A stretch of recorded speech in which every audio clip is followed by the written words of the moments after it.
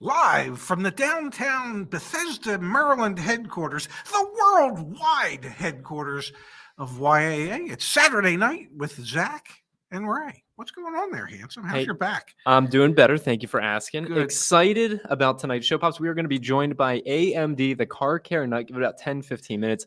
Ahmed will be joining us.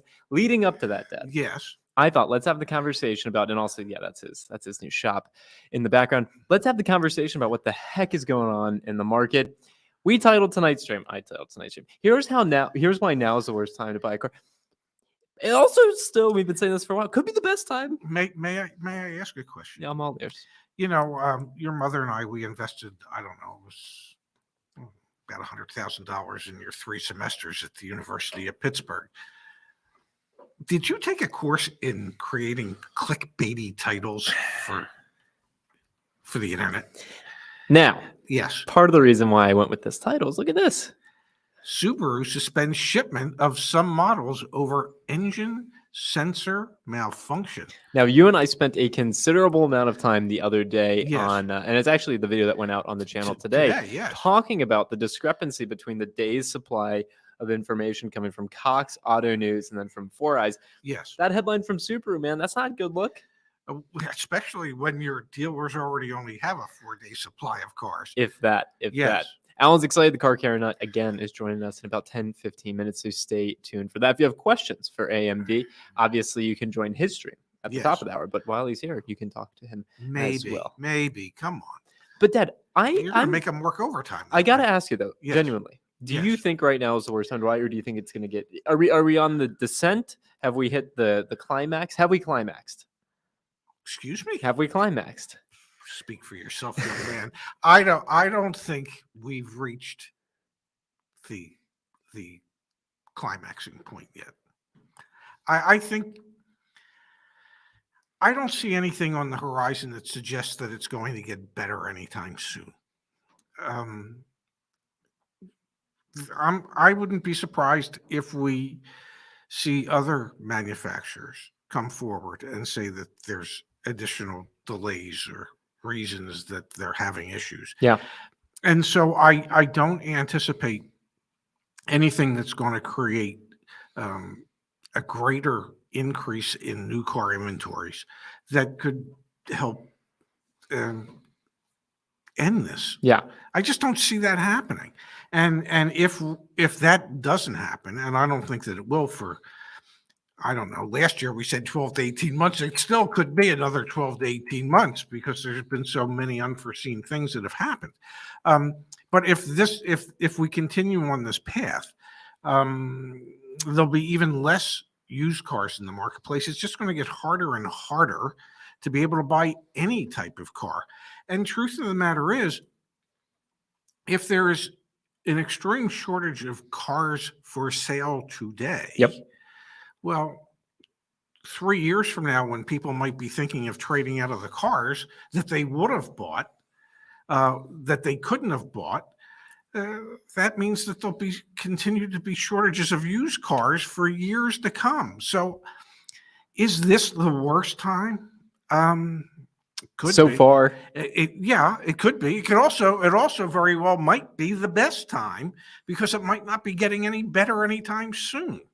now I want to dash in a little bit of how we can try and help with all this. Okay. This comes by way of the community forum. Yes. This is posted by Dave Andrew. This is in the success stories. I purchased a vehicle and had the protective glass etching presented to me as a mandatory charge required for purchase. I took Ray's advice and contacted the Attorney General of Pennsylvania, Josh Shapiro, who in turn contacted the dealership later that week. That week, I received a call from General Manager from Bowser Automotive, who had received a notice from the Attorney General. I explained about what took place and YAA's advice, and was not only refunded this bogus add-on, but was advised that this issue would be addressed and corrected by the owner. I want to thank Kimberly Klein as well and get her stamp of approval. The reason I bring this up, Dad, Yes. is because you could make a little bit of a case that that post from Dave right there, Yes. the FTC coming down on Napleton Yes. recently, and seeing other states' attorneys generals, for example, the one in Arizona bringing charges against the Nissan dealership, you could make the case Yes. that right now is the worst time to buy. Even if the supply shortage doesn't change, at least it seems like there's some consumer activism going on. Yes. And we're seeing some, hopefully over the next few months and years, protections put in place for consumers, or at least paths of recourse when these types of things Well, happen, I when think the that- dealers take advantage of the I think the situation. protections are already in place. I think Yeah. here's my hope, and I know last week I spent Get better, Alex. I spent a great deal of time compiling a list of New project coming out next week. of every attorney general. Okay, it's an alphabetized list of the attorney general, and with a link to the attorney general's office, and also a link to the consumer protection portion of the attorney general's office, so that if you find yourself in a situation like Dave was, you can file a complaint. Now, here's my hope that by doing this, and then by us making that public, it will encourage more consumers to file more complaints. And the more complaints that attorneys general get, then the greater likelihood is that they're going to actually be forced to deal with them and actually enforce the protections that are already in place. So that's my hope, that if we make it easier for everybody to be able to get their hands on the information they need to file a complaint, to get in touch with their attorney general, that they'll do it. And here, let me show it on the screen. So we're building a web page that'll then have all this information. But my dad, like he said, and you know it's my dad because it's all capital case, which I love about you. Absolutely love about it. That's your Why? style. You just go all caps, man. And I love it. Well, I just, But you compile. I'm not a real good typer, so if I just leave caps lock on, I don't have to do shift and first letter of the first name and the first letter of the last name. So again, we have this. Actually, I'll share this. I'll share this at some point during the show once AMD comes on and I can have a free second. I'll share this in a way that everyone can come in and consume it, but won't be able to edit it. And then we're building a page on our website where you'll have access to all this as well. And again, it's all the links for how to file a complaint, who the state's attorney general is in that state, and how to file consumer complaints. Thank you for doing this, because you're right.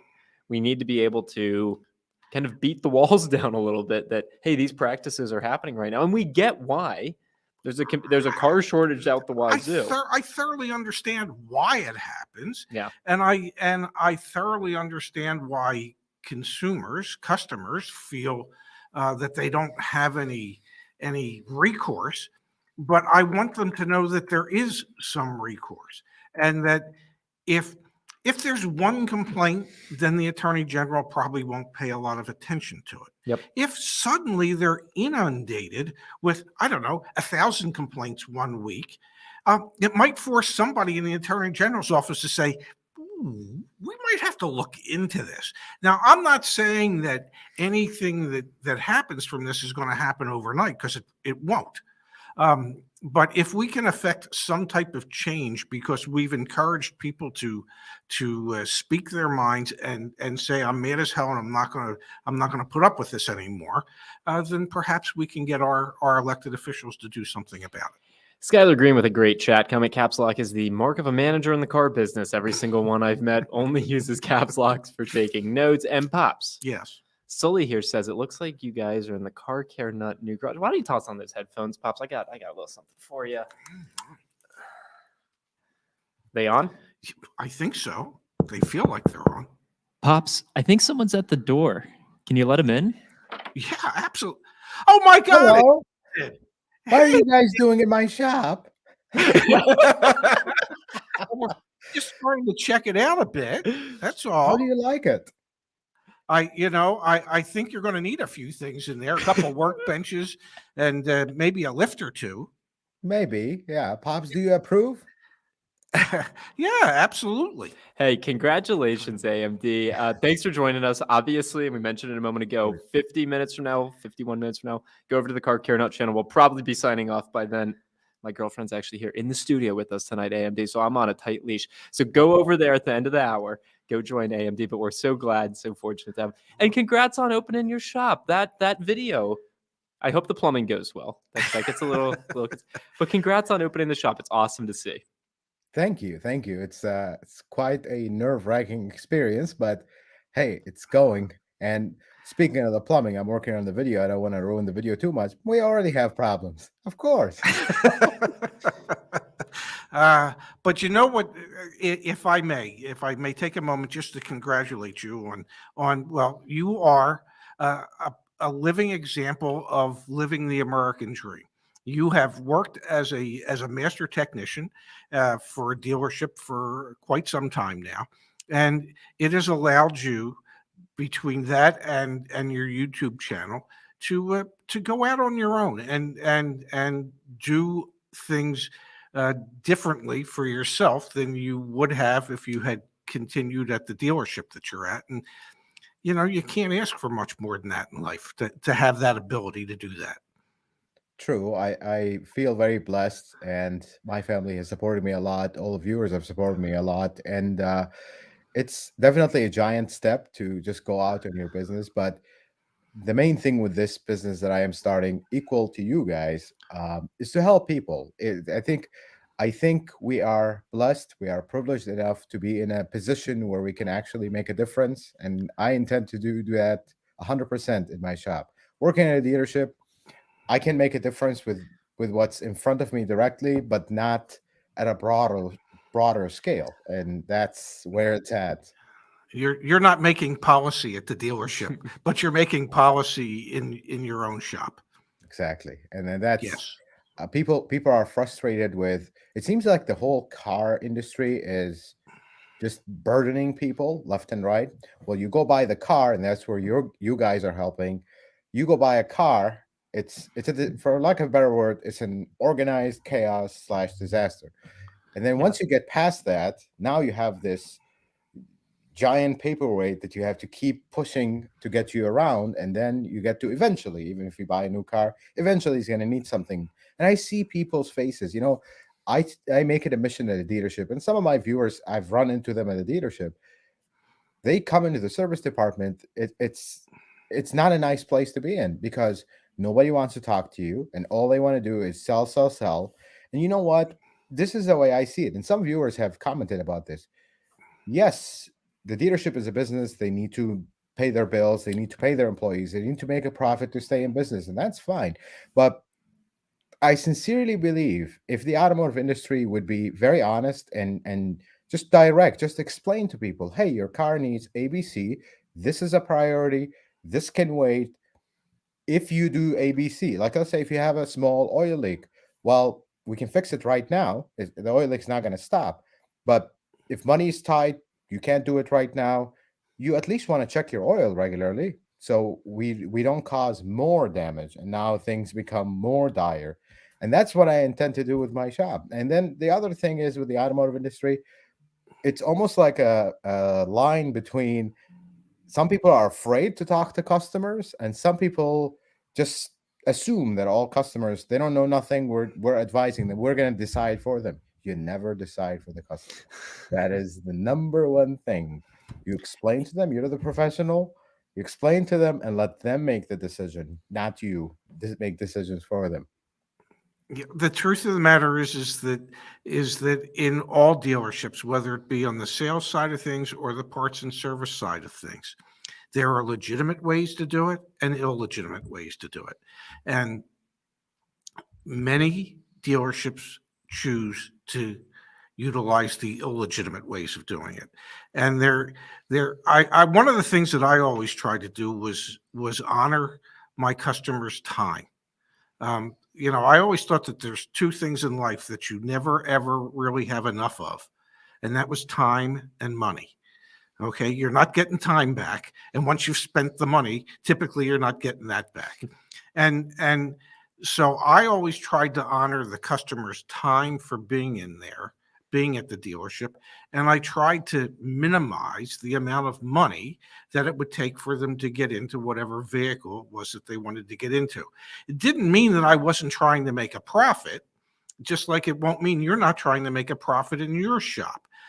You don't go into this business or any business just so you can do it not to make a profit and sustain it. But there's just right ways and wrong ways of doing things. And I think people are smarter than we give them credit for. And that if we explain things like you said, they'll make the choice that works for them. It's not our choice to make for them. Very, very true. You know, I sincerely believe if the automotive industry were to just be honest, we're going to have a lot more business. And guess what? We have bills to pay and everything. Profitability wise, it's actually going to get better because now people trust you. You're doing the right thing. You'll sleep better at night and you're going to have more business. It's people go to the dealership, and some dealerships' mentality is, well, our labor rate's too high. Our parts are too expensive. So that's why people don't come in all the time. Well, it's not that. Some people will have no problem spending a small fortune to fix their car if they trust that it's going to get done right. It needs to what we are doing, and we're not being taken advantage of. And that just unfortunately is not the norm in the automotive industry.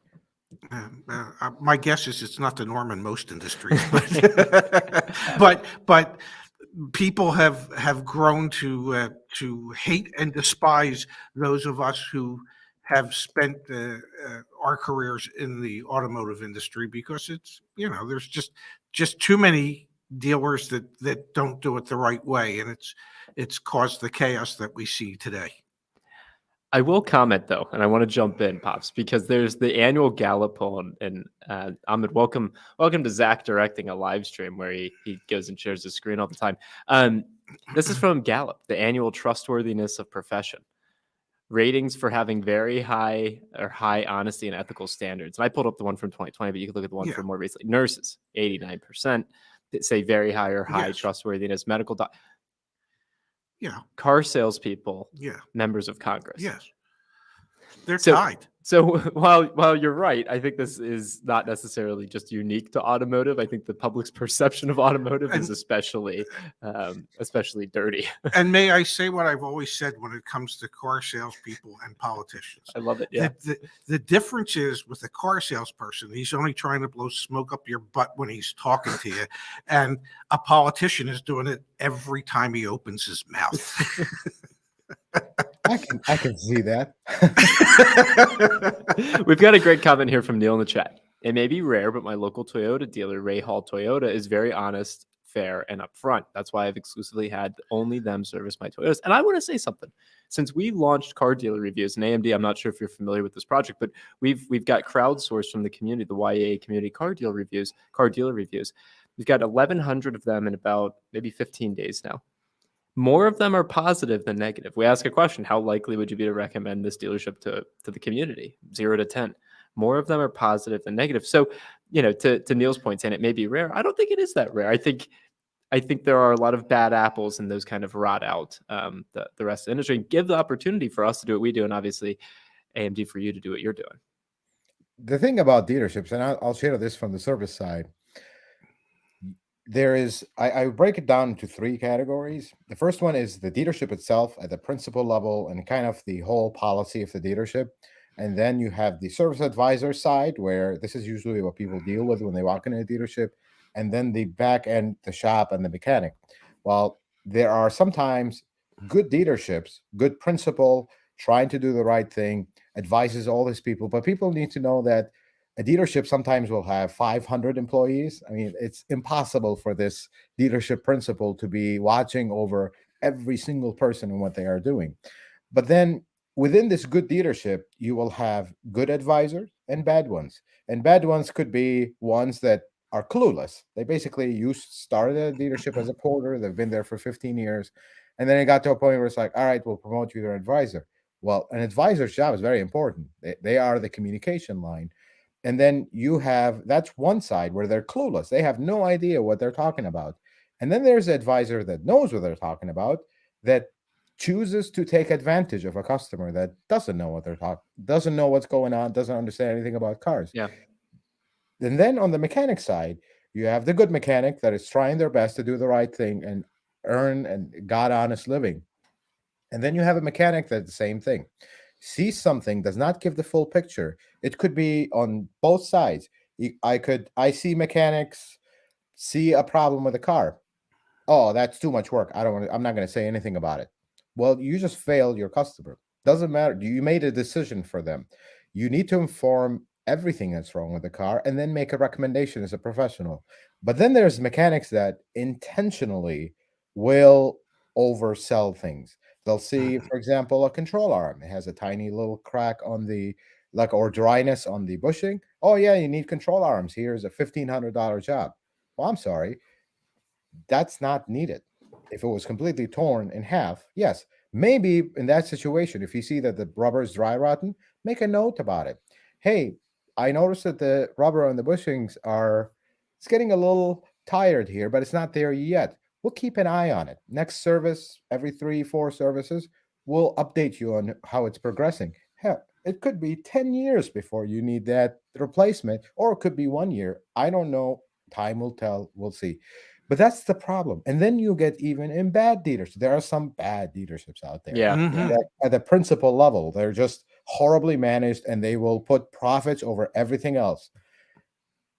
Even within those bad dealerships, you're going to have good service advisors and good Yeah. mechanics trying their best. It becomes lesser and lesser because good mechanics and good service advisors will want to leave that place and go somewhere else that they feel like they're not pressured just to sell. They're just not going to be comfortable, but they still sometimes stay. And that's where people ask me all the time, how do you know if this mechanic, how do you tell if this mechanic is good or not? It's really hard. Honestly, just from the outside, it's really hard. You have to kind of have them work on your car and see what happens. Food for thought going through my head, and then I want to hop to the chat for a quick question here. Maybe there's a chance, AMD, maybe we work together on repair shop reviews, crowdsourcing that together, or trying to figure out a way to surface. My whole thesis here is like cream rises to the top. Like let's find the good guys and gals out there and elevate them. Honestly, I wish you had more than 4,000 square feet is what's going through my head, but not everyone can drive their car to your shop once it's open. Yeah, but maybe they'll want to. No, Dad, you got to read the comments on that video. They want to, man. They want to. I know they do. Anything Let's to jump- help people, I'm all down for. Yeah. Let's jump to the chat really quick. We've got from Jonathan Neva. Thanks for the thoughtful contribution. I only buy Toyota and Lexus cars. Thoughts on prices coming down, especially on the Lexus IS 500. Now, Pops, let's talk new and used for a quick second here. New, we just looked at the day supply data the other day. No. Used, maybe. As long as the new car shortage remains, I'm hard pressed to see how used car values are going to go down. Yeah. I what dealers ask for these vehicles is not going to go down. Not anytime soon, especially now that we're in the spring selling season. IRS returns and refunds are coming in. No, I don't. And there's a shortage. There's just a shortage of cars, whether it be new or used. Totally fair. AMD. Well, I'll say this about it. It's not sales is not my department, but I'll Yeah. say this from observing from the outside, the organized chaos and the sales side. I see them not really selling a lot of used cars, honestly, because at least the dealership where I'm at, their prices are ridiculous, and we remind them that every time we had an opportunity. But I see the same cars sitting on the lot, and some of them they actually have to send to recondition again. The battery died, the brakes are rusty. Let's go over everything all over. It's like, wait a second, didn't we like certify or do a used car inspection on this? Yeah, but it's been here for long. It's like, what's going on here? You're basically getting good used cars to display on the lot, but you're asking too much for them. People are not buying them and they're just sitting there. And this goes an advice for everybody that is watching. Please do not pay more for the used car that's 2 years old than the same model. No, I know you can't order them and get them, but unless you're hard pressed God forbid you got an accident, car is totaled, your car completely just is done, and you have to wait for it. Order it. I know it's going to be 6 to 8 months, but if you can, wait, because it absolutely makes no sense. There was And a then day also, go there ahead. was a day that I remember where people used to say, "Well, I'll just buy a 1-year-old, 2-year-old used car and save myself 2, 3 thousand. It's worth it over buying a new car. What's the difference?" New cars are like, as soon as you drive them off the lot, you lose the X amount of dollars. That's gone. Now it's the opposite. Absolutely. Yeah. I was just going to chime in also. Doesn't matter how new that used car is, get a pre-purchase inspection. What we're hearing from the auction lanes is just anything that is making it across the auction block, you're just going to want a second set of eyes on, regardless of where it's being sourced from. And you have to ask yourself, why is that car at the Going to the auction? auction. Yep. If there's a shortage of cars, why would a dealer be taking a vehicle to the auction? If it was retailable, if it didn't need a poop ton of work, But they then would keep the car. look at CarMax's earnings. They almost wholesaled as many cars as they retailed Yes, last quarter. yes. So it's kind of nuts to think Yeah. about. No, absolutely. I'll tell you one example. We had a 2021. I think it was a 2021 RAV4 Hybrid XSE. I mean, this is potentially the hottest car right now to buy. Somebody traded it in. It had less than 10,000 miles, and they just jumped on the deal and overpaid a lot for it. Bringing a car in the shop, as soon as I lay eyes on the car, I'm like, why is there dried up coolant all over the front bumper? That's usually a giant red flag. Well, this car has been in such a bad accident. The frame's all crumpled up. The car is just trashed, basically. Mm. And they lost so much on this one deal because they had to send it to auction disclosing that it has frame damage. It was a horrible thing. So just because, dealers are also having to deal with this. And I can imagine CarMax and Carvana, they're getting a lot of these because they don't really inspect their trade-ins very closely. You're right. You're Yeah, absolutely right. I sold my car to Carvana a couple of years ago, and then everything we read in the comments and on our community forum, oh, selling to Carvana was a breeze. Selling to Vroom, if they're still in business, is a breeze. Selling to CarMax, yeah, you end up probably holding on to a lot of cars that you wouldn't have bought otherwise if you actually put eyes on them. But hey, that AI, they're working on that AI. Yes. I want to go to the chat really quick here, and then I want to queue up a topic for both of you guys. I want to get AMD's take and I want to get Pops' take. But first, from Trinoculus P. Thank you for the Thank you. thoughtful contribution. Will Toyota's cutback on manufacturing affect Subaru's made with the joint venture? That's a really interesting question. I think Subaru's going to struggle regardless. I think Toyota's going to struggle regardless. I'm not sure if what's happening at Toyota is necessarily going to directly affect Subaru, but I'm curious. Well, they AMD do on- have the joint venture. No, I know. So I think it has. Subaru's been impacted more than any other manufacturer. Probably the worst. Yes, Maybe well, Kia, Hyundai Kia too. No, Subaru's been Subaru, impacted. I mean, their sales keep plummeting, and they don't have any inventory, and they don't seem to be able to build any inventory. And so, if Toyota is cutting some of their production, I have to believe that also impacts their joint venture with the what is the BRZ and the Yeah. Did you guys hear, and AMD, I want to get your take on this, but the BZ4X, why couldn't they just given it a stupid, easy name? Damn it. It is so tricky. The BZ4X. yes. I was on the show the other day. We recently launched our EV channel, AMD, with Justin. He's our in-house expert. And Justin told me that the range difference on the two-wheel drive versus all-wheel drive BZ4X is something like 50 miles, which is crazy. Like that's the first EV coming out with that, and it doesn't have that great of a range to begin with, or charge times. But the reason being is because Toyota had to source a different type of battery material for the four-wheel drive version that charges more slowly than they had previously wanted. And I'm that's as you like to say, that's ludicrous. And we need to get him on the show. Yeah, if you know him, AMD, please put us in touch. Well, I'm sorry. I think they're having so many issues on every. Now, first we started this whole thing with the car shortage with, okay, they can't make cars, but then we can make parts to fix the cars to keep them on the road so we can wait for new cars. But now it's starting to affect new designs. I mean, when I read, I try not to get too much into cars until I have one sitting in front of me because the best part is everybody that makes car reviews on cars that haven't come out yet, they'll just take the news press release and read it over and over and change the wording just to make it sound different. But honestly, until you have the final production car in front of you, you can't really tell what's what because they could change things last minute.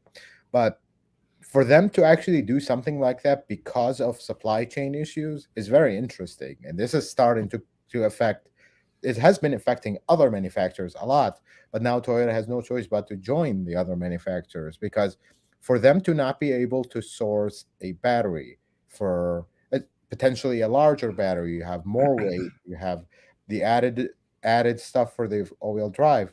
For them to not be able to do that, it is a giant red flag, honestly, for how the business is going. It's not about Toyota; it's about everybody is affected by this. Some other manufacturers, I'm not going to name them, but they have a big star. I think they're called Mercedes Benz or whatever. I actually spoke to a friend of mine that works at a dealership, salesman, very nice guy, and he's like, they are playing stuff that just will make your skin crawl. You order a car, you wait 8 months, and Mercedes Benz, they're not cheap cars. Their clientele is a little bit more demanding. You order this $100,000 S-Class, it shows up, it has no cooled seats, it has no wireless charger. Oh, here's a credit, negative $3,000 or whatever. Wait a second, I ordered this car with these specifications. I waited 8 months for this car, and now you tell me it shows up, it has none of the options that I ordered. Well, we could either not make the car or make it without these options. So some other manufacturers are really having issues, and they're having to deal with them in ways that are very interesting. But as far as the supply chain, it is really getting bad. Now it's like affecting new models that are being developed, and that's not good. No, not at all. We heard rumblings, and we're not going to name names or anything like that, but we heard rumblings that some of the OEs are contemplating stopping this model year production soon, stockpiling supplies, and then gearing back up for a normal 2023 model year run. Honestly, the more stories that come out, the more that seems to make sense. I'm just waiting for the new headlines from GM and Ford. I mean, because the plants that they had shut down here in North America, that was last week and this week, we're due for the next round of closures next week. So it can't be easy to turn them on, turn them off, turn them on, turn them off. Like, all right, we're going to take a 2-month hiatus. Everyone who ordered, you're locked in, but we're not going to start doing production again. We'll see. We'll see if those rumblings become reality, but it kind of makes sense with everything that we're hearing. You would think it would.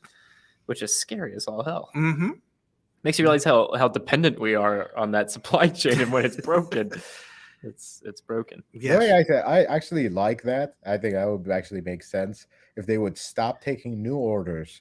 And because if you order a car, you need one, but stop taking new orders. Fill the orders that you have to the end, then stockpile, and because all these people are waiting, and they see cars coming in, but because they can only make certain car and certain specs, and if you order it different, they might not be able to. I saw this with my 2022 Camry Hybrid.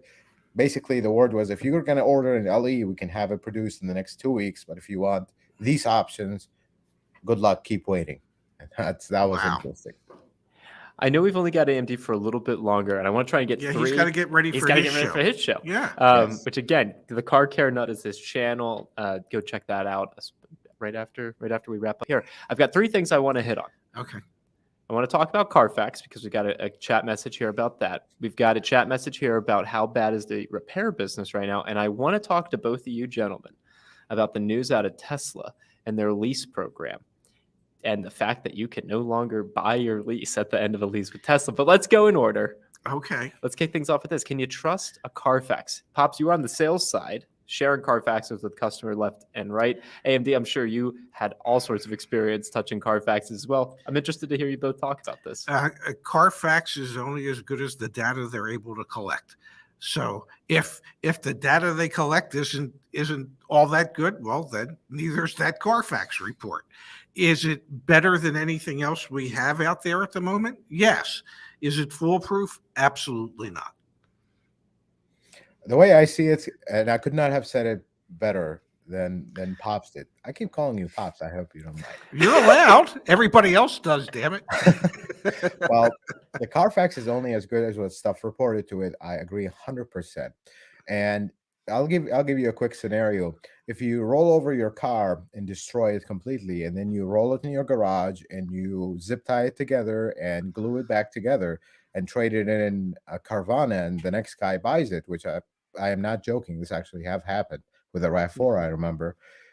How would Carfax know? Carfax is looking at Carfax is looking at police reports from local municipalities, looking at insurance claims from reputable companies. Because if you have a random insurance company that still operating out of somebody's basement, they're not going to report anything. And this is the most important thing that I want people to know. Carfax service history. The dealership or the facility needs to be have some kind of integration with Carfax. Not all of them do. So not every single service record is automatically going to be on Carfax. Some places won't report it. Something about I'm exploring this in my shop because this is very important. I want people's stuff to be reported. I feel like it adds value to their ownership when they come time to sell it. It's actually not a simple process. It's an integration through a software, and it's not simple. So a lot of small shops and even some dealerships will be like, you know what? It's not worth it. We don't see the value. They're not going to do it. So but the different size of this is when you see something as a red flag on a Carfax, that is a red flag and it's legit and it's done. But when you see a clean Carfax, I would still approach with cautious. That means I don't see initially any big red flags, but you still got to do a pre-purchase inspection. I see so many people make this mistake. Be careful. Just because it's clean doesn't mean it's 100% clean. Correct. Can I tell you both something that I've been beginning to ruminate on and think about for the future? Okay. Perfect. I know Pops is always game. I just want to check with you, Andy. So you know how most new cars, you have some sort of app to like talk to the car. You know what I'm talking about? And the cars have telematics in them, so they keep track of everything that's going on. You know what I mean? So I've been doing my research. There are actually APIs that you can use to be able to talk to the car and understand it in real time stream, just like a Tesla would do, like all of the data. What's an API? An application programming interface. So it Thank you. essentially, like you can talk to the computer in the car to understand the data about it. So if you wanted to know how fast it was going and what the tire pressure was and the longitudinal angle of the steering wheel at any moment in time, all of that data can be streamed and collected. The car is collecting it, but now as outside companies, you also can get access to it. Not all vehicles, obviously, because most, like Honda, for example, doesn't have a lot of advanced telematics that allow you to do that. My point being here, I've started to talk to some of those companies. Reason being, I'm thinking if we can get our hands on that data and start storing it for people, then maybe they don't have to be as reliant in the future on a Carfax because they'll have literally all of their vehicle history in their pocket. And the tricky thing about this is the OEs right now, they're the only ones that have that data. You know, like they're the only ones. It's in the car. But there's now these burgeoning. Anyway, I'm sharing kind of this idea of, and I talked to you about it one time. Carfax shouldn't be owned by Carfax. Carfax should be owned by the people. Like we should be able to keep that data ourselves, but it has to somehow be trustworthy throughout the network. Anyway, AMD, welcome to Saturday nights where I pitch my crazy ideas. We'll see if it actually comes to fruition. Okay. Now, You're going to have to let AMD go in a minute. oh yeah, okay, all right. Yeah. Last question. How bad is the repair business due to supply chain issues? I don't know. We have no exposure to this. We haven't been to a repair shop in a little while, but we've heard from you, AMD. It's probably not that good. It's a chaotic roller coaster. I've upgraded it from organized chaos to a roller coaster. I'll give you one fresh example. My neighbor, very nice people. Her husband works in Chicago in a few rough neighborhoods in Chicago. I mean, those are very rare lately. His catalytic converter was stolen out of his 2008 Sequoia, Toyota Sequoia Wow. V8. Both catalytic converters were stolen, and they also cut the muffler by mistake. I guess they started, oh, no, that's too much. They just chopped it off. Well, this car has been now he brought it to the dealership where I work, and we have been waiting for now 35 days. His insurance no longer gives him a rental car because it's only 30 days. And basically we have one muffler that came in, one catalytic converter that was supposed to be here, I think April 10th, and it hasn't. And then the other one on no ETA, 1,200 and something on back order. Wow. It's That tells simple you as everything you that. need to know. Yeah, I mean, this is just an exhaust part, and the other stuff that just oil, by the way, is going to be the biggest problem at some point. First, we were out of stock on 020, then 016, then we went back to 0W20, and now 5W30 is becoming the hot gold. Basically, Wow. at some point, I'm speaking to the oil guys here, some of the 5W30 is going to be more expensive, regular, non-synthetic, is going to be more expensive than 0W20 full synthetic, which is never the case in the past. 530 non-synthetic is the cheapest oil usually. Now it's going to be a lot more expensive because it's just not available. And that's things that go out of stock regularly, like common moving stuff, air filters, oil filters. And the biggest problem is there is no ETA. There's no way for you at a dealership, and people get very upset by this. What do you mean you can't tell me when this is going to come in? Because we can't. Because not even when they finally get the part produced, now they can't transport it. So there's no all the transportation. They're all backed up. The same thing. They can't get drivers to drive the stuff around. There's no ETAs, and that's the problem. When you tell a customer, "Hey, your part's going to be here in 3 months." Yeah, that's a long time, but at least you can kind of arrange your life accordingly. But when it's no ETA, it could be here tomorrow, it could be here next year. I don't know. Wow. I've been shocked that our the company that we sell the extended warranties through, I've been shocked that they haven't raised prices. And I keep saying that on each stream. And one of these ones, Jason Yeah, from their stop team, saying it. I'm shocked. Stop it. But anyway, Ahmed, the car care nut, AMD, thank you for joining us. Gonna give you time back in your day, even though I know you're hopping right back on YouTube. We That's okay. appreciate what you're doing. Congrats again on the new shop, and thanks for spending some of your Saturday evening with my dad and I. Yes, thank you so much, and good luck with the new shop. Thank you, sir. Thank you, Zach, and happy Easter to you guys. Thank you. Right Thank back you, at you, AMD. AMD. Take care now. I'll see you in the chat. Yeah. That was good. Awesome. What a great guy. Yeah, he really is. And his wife does his camera work. You Oh, got to really? watch. Yeah, you've got to spend some time watching his channel. All right, I want to get your take on the Tesla news. I think it's interesting. I think it's super interesting, and I think you'll have a pretty interesting perspective here. We've got Archer. Where's AMD? Outside Chicago. Yes. Outside Chicago. That's where AMD is. Okay, so I want to get Pops's take on this. Tesla now doesn't let anyone buy their car after lease is over, as used car prices are skyrocketing. So this is obviously not retroactive. A lease is a contract between an That is individual correct. and a leasing company. Yes. And in a lot of cases, It stipulates what you can buy it for at the end of the lease. and I say like in a lot of cases, because also then dealers are adding on fees and things like that. That they're not entitled to add on. but And there's they're laws that trying, are yes. supposed to protect consumers against that. But anyway, long story short is Tesla is essentially adding a no buyout clause to their lease. Now Tesla is expanding its no lease buyout policy to all vehicles, according to an update on its website. If you leased your vehicle before April 15th, 2022, you may be eligible to purchase your leased Tesla. Review your lease agreement to see if you qualify. Eligibility: all Tesla vehicles delivered on or after April 15th, 2022 are not eligible for purchase. Pretty black and white. Wow. Third-party dealerships and third-party individuals are not eligible to purchase leased vehicles. And to put this into perspective, Dad, let's go look at just some used Teslas for And sale. one of Go the ahead. and one of the reasons that you lease a vehicle is that you have three options at the end of the lease. You can turn the car back in and walk away from it. You can turn the car back in and get into another lease with that brand where they will waive the lease disposition fee. Yep. Or you can buy it. If it turned out it was the greatest car that you've ever had, you can buy it at the end of the lease at the residual value as stipulated in the contract. Now, we happen to be in a time where those residual values that were set 3 years ago are well below the market value of these vehicles today. That that ability to be able to buy the car at the end of the lease was one of the most compelling reasons as to why you might want to lease in case you found yourself with a lease car in today's situation where you can buy it at 30 to 40% below current market value. Now take a look at this, Ted. I just pulled up on the YAA website. I just want to take a peek. Used Model 3s for sale. Cheap. $79,000. Isn't this their cheap car? This is insane, man.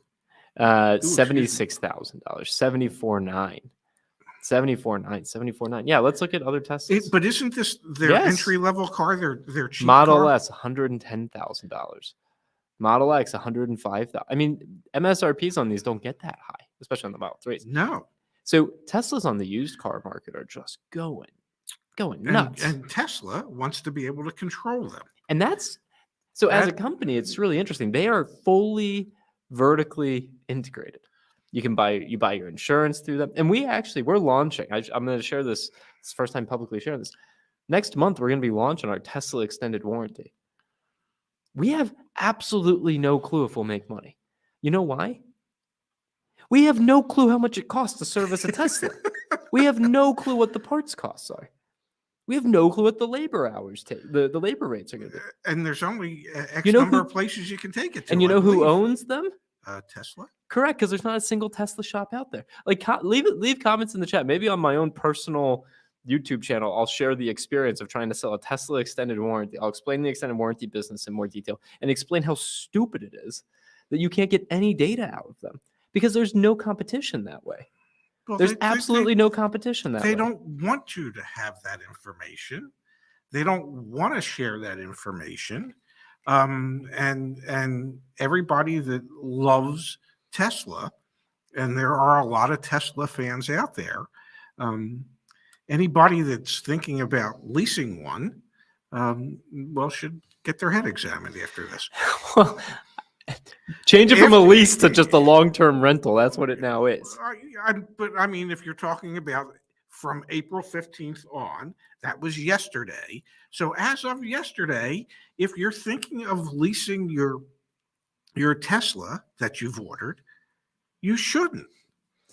Earning you fast. you Model should- 3 MSRP 45 to 62,000. Yeah. They're going for Yeah, 75,000. you should not hand over that type of control to the manufacturer when it comes to how that vehicle is supposed to be disposed of. And this is fairly standard on a lease that there's a residual and you get to buy it at the end for the residual if you want it. Are they not signaling that the supply chain shortage isn't going to go away anytime soon by I'm making pretty this sure, move? and then they know that they're going to get it back at a very reduced number, and then they can turn around and sell it and make that huge profit on the used car side of things. So we've got here from KC Auto Doctor, Gruber Motors in Arizona services all models of Tesla. Sure, plenty of people do service Teslas. Yeah, The thing is, they're not authorized. No, and that would void Void the warranty. Yes. And Teslas come with an 8-year, maybe I forget what the battery warranty is. The battery warranty is 8 years. The bumper to bumper is 4-year 50. And the thing is, this is what gets so like when I know I brought up a moment ago with AMD here the idea of owning your own data. Like the more that the OEMs just control every aspect of this, the less Mhm. power. The reason capitalism in some sense is a good thing is because it brings competition. When you have a walled garden, when you have something that no one else has access to, there is no capitalism. It's a monopoly. Yes. And that's scary because Yes. cars, now that they're becoming more connected and things like, and because now we're seeing more and more people want to do what Tesla did. I was at the mall today, Dad. There's a freaking Lucid store in the Tyson's Corner, Virginia Mall. Well, that's because it's one of the few places in the country where people could afford to buy a Lucid. But it's just, I mean, we're going to see more of that. Yeah, well, I that, mean, you gotta be Tesla, yeah. Tesla used to do that. I would be curious, and I'm sure there's no way to actually get this information because it would probably have to come from Tesla. Huh. But I would be curious as to what the lease penetration is on the new Teslas that are sold. What's the percentage of people that are getting a Tesla that actually lease them or Yeah. did in the past? Yeah. Yeah. I'll be super interested. And we'll share it on the channel, obviously, once we have it. If Tesla allows us to pay claims on behalf of our members that buy the Tesla service contract through us, if they tell us what the actual costs are, if they force the customer to do it, because we would do it on your behalf. Like when you buy an extended warranty, one of the benefits you get is like then that company handles all these things for you. We handle all that for you.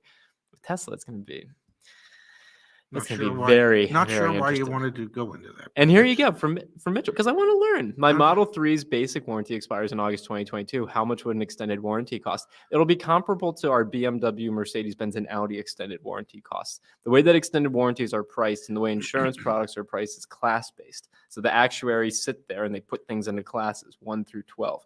Teslas are going to range from 8 to 12 on our scale. Model 3's 8, Model X's, Model S's 12. So if you got a Tesla Model 3, it'd be 8, BMW 3 Series. That's what it'll be comparable to. Do we know if we'll make? Absolutely not. Perfect. And who determines if a battery is good or not? Anyway, there's a lot to use. There's a lot. And here you go from space. Tesla used to allow third-party buyouts, but they also got into restricting that option back in November of 2021. A lot of people flipped Teslas for money. Yeah, we're seeing a lot of that. Yeah, well, they're not going to be doing that on future leases as of yesterday. Yeah. All right. So I want to get your take on what AMD's doing, opening up his shop. What do you think of that? I think that's wonderful. As I said when we first started, I think he's the perfect example of living the American dream. Yeah. He learned a craft. He mastered that craft. He became a master technician. He knows what he's doing. He's turned his knowledge into a business. Yeah. Via YouTube. Pretty damn cool. Yeah, and that is what is allowing him to make an investment to open his own shop and be his own boss. Are there other channels we should be bringing on the show? Please let us know. I know there's a gentleman named Sandy who gets recommended to us from time to time. But please let us know in the chat if there's other people that we should bring on the show. God knows I don't know. You watch Hoovie's Garage occasionally. Occasionally, yeah. Yeah, you like Hoovie. I like Hoovie at least. I find Hoovie funny. All right, we've got here from Wounded for a Purpose Palmer. Ray, Yeah. Can we talk after the show? I've been trying to reach you about your extended warranty. The number you gave me in the comments. So if you want to chat with us, Yes. we have our business. In case it's not clear, YAA actually has a business as well. And part of that is the service component. So if you come and you join, and it runs through Monday.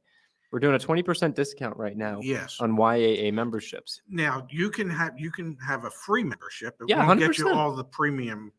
We just passed 125,000 free members this week.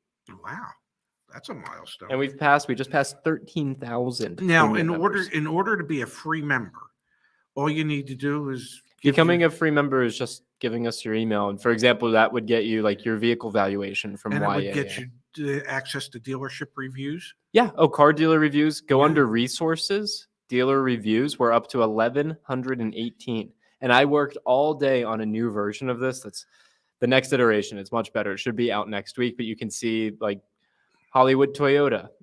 They're selling RAV4s above MSRP. 0 out of 10 that I would recommend this. They told you had to buy an $1,800 windshield protection, 5,000 in miscellaneous. So yeah, dealership reviews are just under resources, dealer reviews.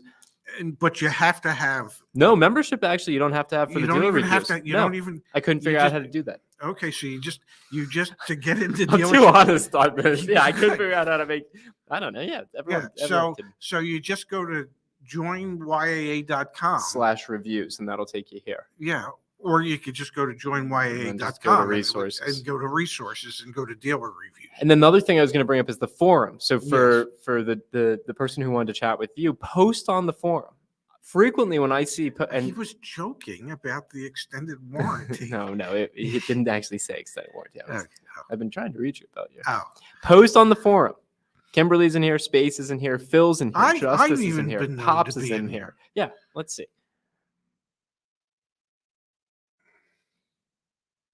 255 comments 1 day ago. 3 days ago. He slacked for a minute there. But anyway, so post in the forum. That's a great way to interact with us and make sure your questions get answered. Anyway, I wanted to bring that up. People have been known to email me directly at ray@joinyaa.com. EV questions, send them to Justin. Yeah, All right.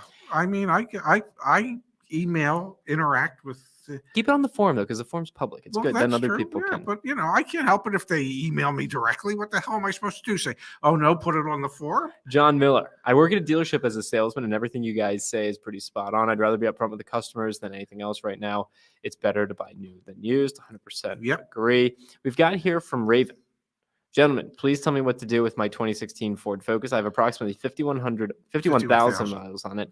I have a problem with the fuel pump, wheel bearings, or axle, and the antifreeze coolants leak out. Well, I would say on a car that only has 53,000 miles on it, you should make the investment in taking care of those repairs. Find somebody that you're comfortable with to do those repairs for you, and that way you'll have yourself a nice vehicle to drive for several more years while we wait for the market to get back to normal. Quick question for those that are with us. If you are a YAA member, can you just let us know in the chat? That would actually that'd be like a great way to see, like, are most people that join us on YouTube actually members?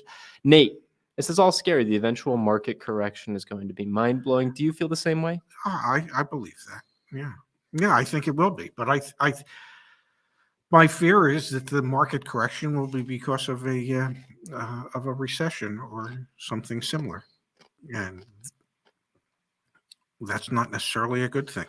We've got Mike's a YAA member. First Last is a YAA member. A Bandy's an AA member. Steven's a YAA member. Finally a YAA. Yeah, okay, it's awesome. Yeah, So lots of yeah. people that are here with us on YouTube. Yeah, join us. Join us, Nas. Yeah. We're here to help. Nice. Timothy. Isn't- Okay, awesome. isn't This is great Nas to a see. rapper? Nas is a rapper, yes. Yeah. Nice. Him and find it. Ludacris. We- When we get Ludacris on the show? I'd love to. I'd Yeah. love to. Interesting. We've got Skylar here. He said, if it's a Focus, get rid of it. Won't get any better. Hate to tell anyone to not keep their vehicle, but 2016s aren't any better than the disastrous 2014 and 2015 Well, models. there Okay. you go. There's somebody with inside information that I did not have. We've got here from Space saying he's a YAA member. To talk about community for a second, we met Space, who's Mario, on the Yes. community forum, and we're going to give him his flowers for a second here. Mario, just like you, Yes. can be on the forum. Yes. And Mario has 4,300 comments. He is the most thoughtful person on our team. He's here every day, inside out, just trying to help you negotiate and get the best, most fair car deal, leveraging things like dealer reviews, his knowledge of the industry, etc. But a great example of community. I haven't met Mario face to face. We spend a heck of a lot of time together nowadays because he's a part of our community. Yes. So please, please, please be active in this community forum. It's a great way to help others to actually get a fair deal in this Yeah. environment. Nobody does it better than the team of advocates. Phil's an Phil advocate. Justice is an advocate. and Kimberly, obviously, on our Yes, team. they are. Every last one of them is an amazing character, and I mean character in a good way. Yeah. They're amazing because they take the time, effort, and energy to really educate and inform and help. And that takes special people to do that. I'm not going to sit here and tell you they do it for free because they don't. But even though they might get paid to do it, to want to do it is a special person. And I think we're really, really very fortunate with the people that we have on that end of the business. Oh, 100%. All right, 2 comments here, and then I want to do one final thing. Stephanie says, what if you need a car now, have to get back to the office in a few weeks and need a car, get used or new? New. And if you're going to do the new, follow Alex's advice here, which is make it easier to find dealer reviews. Okay, I am definitely going to add it to the community forum and things like that. But use dealer reviews, Stephanie, to find a dealer near you who's selling at MSRP. Or relatively close to you. Or, Yeah, or within watch- 500 or- miles Or watch the video that we posted yesterday with Justin. Yep. with Justin and what he went through to be able to find his Ioniq 5 at MSRP. Which, years ago, if somebody paid MSRP for a car, well, everybody would have been high-fiving at the dealership. Today, that's a big win for the customer because there's so many dealers that are charging well in excess of MSRP in order to buy a car. And just to put this into perspective, I'm really proud of having put this together. resources, dealer reviews, and let's say we need to find a Toyota dealer who's selling at MSRP. And that someone would recommend to a friend. 10 out of 10 would recommend to a friend. There's 69. Let's say, I don't know, name a state. Let's do Pennsylvania. Okay. We even have all the provinces. Wow. Where's PA? It's loading. It's thinking. There's one. There you go. There you go. So use the dealer reviews and then use the community forum to pressure test this stuff. See what other people's experiences have been as well. Do they see these comments? Yeah, big fat baby legs, we do. Do they or do the dealers? The dealers? I thought maybe. Yeah. Do we see the comments? Well, Zach is much better at being able to multitask and see comments than I am. But Zach is 40 some years younger than me. What do you think of my shirt? I love that shirt. I really do. It looks like a flannel. So, but it's nice. It's a soft flannel, but I would hope that you got it on sale since it's a flannel shirt and we're going into spring and summer. I don't think I got it on sale. Well, there you have it. All right, Pops. It is the top of the hour, which Yes. means everyone should jump over to the Car Care Nuts channel and Yes. his stream. And when you get there, Yes. please say YA sent me. Yeah.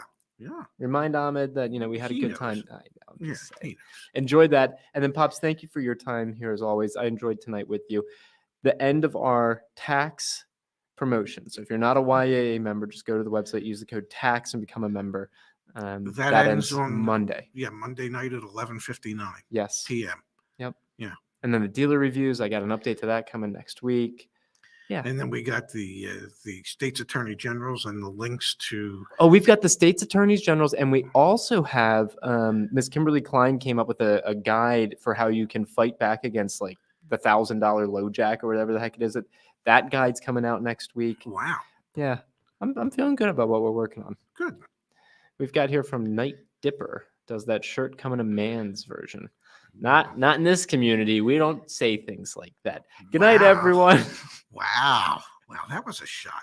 I think he's talking about my light blue shirt, You not look your good, shirt. man. You look Thank good. you. Thank you. Call it a night. I think we should. Love you, Pops. Thank you, everyone. Love you too. See you all next week for news that you can use on the Ray and Zach channel at noon on Monday, noon Eastern, 9 Pacific. And here we go. We've got from Can't Find YA. Because you become a member when you join. You just literally sign up for something and you're a member. Hey, Mike Dean was here. Hey, Mike.